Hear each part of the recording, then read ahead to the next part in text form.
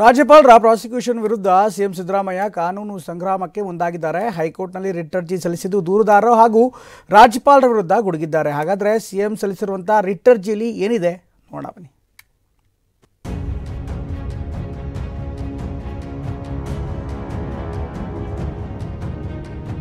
ಕೋರ್ಟ್ನಲ್ಲಿ ಕಾನೂನು ಸಮರ, ಹೊರಗಡೆ ಪ್ರತಿಭಟನೆ ಅಬ್ಬರ. ಒಂದ್ ಕಡೆ ಸಿಎಂ ಸಿದ್ದರಾಮಯ್ಯಗೆ ಬೆಂಬಲ ಸೂಚಿಸಿ ಕಾಂಗ್ರೆಸ್ ಕಾರ್ಯಕರ್ತರು, ಅಭಿಮಾನಿಗಳು, ಅಹಿಂದ ಸಮುದಾಯದವರು ಆಕ್ರೋಶ ಹೊರಹಾಕ್ತಿದ್ದಾರೆ. ಮತ್ತೊಂದು ಕಡೆ ಕಾನೂನು ಸಮರ ಶುರು ಮಾಡಿರುವಂತಹ ಸಿಎಂ ಸಿದ್ದರಾಮಯ್ಯ ಹೈಕೋರ್ಟ್ನಲ್ಲಿ ರಿಟ್ ಅರ್ಜಿ ಸಲ್ಲಿಸಿದ್ದಾರೆ.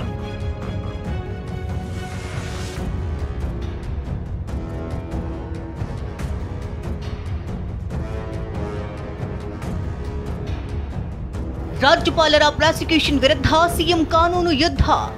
ಒಂದ್ ಕಡೆ ಸಿಎಂ ಸಿದ್ದರಾಮಯ್ಯ ವಿರುದ್ಧದ ಪ್ರಾಸಿಕ್ಯೂಷನ್ಗೆ ಸಚಿವರಿಂದ ಹಿಡಿದು ಶಾಸಕರು, ಎಂಎಲ್ಸಿಗಳು, ಕಾರ್ಯಕರ್ತರು ಬೀದಿಗಿಳಿದಿದ್ರೆ, ಮತ್ತೊಂದು ಕಡೆ ಸಿಎಂ ಕೂಡ ಇನ್ನೊಂದು ಹಾದಿಯಲ್ಲಿ ಸಮರಕ್ಕೆ ಸಜ್ಜಾಗಿದ್ದಾರೆ. ಹಾಗಾದ್ರೆ ಸಿಎಂ ಸಿದ್ದರಾಮಯ್ಯ ಹೈಕೋರ್ಟ್ಗೆ ಸಲ್ಲಿಸಿದ ರಿಟ್ ಅರ್ಜಿಯಲ್ಲಿ ಏನಿದೆ ಅನ್ನೋದನ್ನ ನೋಡುವುದಾದ್ರೆ, ಭ್ರಷ್ಟಾಚಾರ ತಡೆ ಕಾಯ್ದೆಯಡಿ ರಾಜ್ಯಪಾಲರು ಅನುಮತಿ ನೀಡಿದ್ದಾರೆ. ಸೆಕ್ಷನ್ 17A ಅಡಿ ಪೊಲೀಸ್ ಅಧಿಕಾರಿ ಅರ್ಜಿ ಸಲ್ಲಿಸಬೇಕು.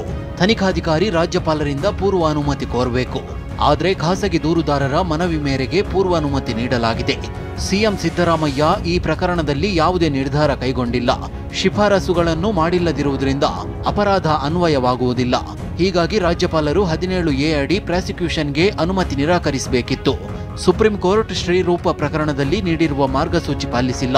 ದೂರಿನ ಹಿಂದೆ ದುರುದ್ದೇಶವಿದೆಯೇ ಎಂಬ ಪರಿಶೀಲನೆ ನಡೆಸಿಲ್ಲ. ಈ ಪ್ರಕರಣದಲ್ಲಿ ಸಿಎಂ ಮಾಡಿರುವ ಲೋಪಗಳೇನೆಂಬುದನ್ನು ರಾಜ್ಯಪಾಲರು ಉಲ್ಲೇಖಿಸಿಲ್ಲ. ಹೀಗಾಗಿ ವಿವೇಚನಾರಹಿತವಾಗಿ ರಾಜ್ಯಪಾಲರು ಪ್ರಾಸಿಕ್ಯೂಷನ್ಗೆ ಅನುಮತಿ ನೀಡಿದ್ದಾರೆ.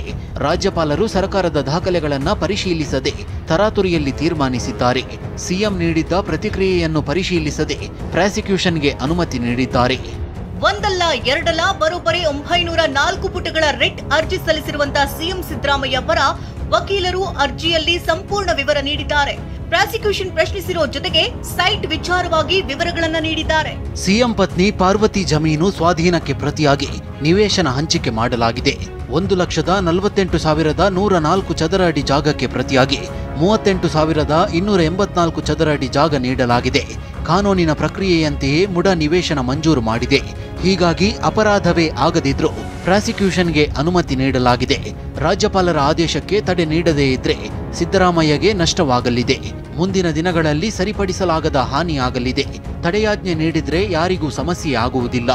ಟಿಜೆ ಅಬ್ರಾಹಂ ದೂರಿನ ಬಗ್ಗೆ ಮಾತ್ರ ಸಿಎಂಗೆ ರಾಜ್ಯಪಾಲರಿಂದ ಮಾಹಿತಿ ನೀಡಿದ್ದಾರೆ. ಆದರೆ ಸ್ನೇಹಮಯಿ ಕೃಷ್ಣ, ಪ್ರದೀಪ್ ಕುಮಾರ್ ದೂರಿನ ಮಾಹಿತಿ ನೀಡಿಲ್ಲ. ಆ ಮೂಲಕ ರಾಜ್ಯಪಾಲರು ತಾರತಮ್ಯ ಪೂರಿತವಾಗಿ ವರ್ತಿಸಿದ್ದಾರೆ. ಈ ಮೊದಲು ಹಲವರ ವಿರುದ್ಧ ಪ್ರಾಸಿಕ್ಯೂಷನ್ಗೆ ಅನುಮತಿ ಕೋರಲಾಗಿದೆ. ಆದರೆ ಅವರಿಗೆ ಅನುಮತಿ ಕೊಡದೆ ರಾಜಕೀಯ ಪ್ರೇರಿತರಾಗಿ ವರ್ತಿಸಿದ್ದಾರೆ. ಸರ್ಕಾರ ಅಸ್ಥಿರಗೊಳಿಸಲು ರಾಜ್ಯಪಾಲರು ಇಂತಹ ಕ್ರಮ ಕೈಗೊಂಡಿದ್ದಾರೆ. ಇದರ ಜೊತೆಗೆ ನ್ಯಾಯಮೂರ್ತಿ ಎಂ ನಾಗಪ್ರಸನ್ನ ಅವರ ಪೀಠದಲ್ಲಿಯೂ ಸಿಎಂ ಪರ ವಕೀಲರಾದ ರವಿವರ್ಮ ಕುಮಾರ್ ಮೆಮೊ ಸಲ್ಲಿಸಿದ್ದಾರೆ. ಅರ್ಜಿ ಯಾರ ಮುಂದೆ ಬರಬೇಕೆಂದು ಮುಖ್ಯ ನ್ಯಾಯಮೂರ್ತಿ ನಿರ್ಧರಿಸಿದ್ದಾರೆ. ಹೀಗಾಗಿ ತಮ್ಮ ಪೀಠಕ್ಕೆ ವಹಿಸಿದ್ರೆ ಇಂದೇ ವಿಚಾರಣೆ ನಡೆಸಿ ಅಂತ ವಕೀಲರು ಮನವಿ ಮಾಡಿದ್ದಾರೆ. ಸಿಜೆ ಸೂಚಿಸಿದ್ರೆ ವಿಚಾರಣೆ ನಡೆಸುವುದಾಗಿ ನ್ಯಾಯಮೂರ್ತಿ ನಾಗಪ್ರಸನ್ನ ಹೇಳಿದ್ದಾರೆ. ಹೀಗಾಗಿ 2:30 ಬಳಿಕ ವಿಚಾರಣೆ ನಡೆಯುವ ಸಾಧ್ಯತೆ ಇದೆ. Bureau report TV9.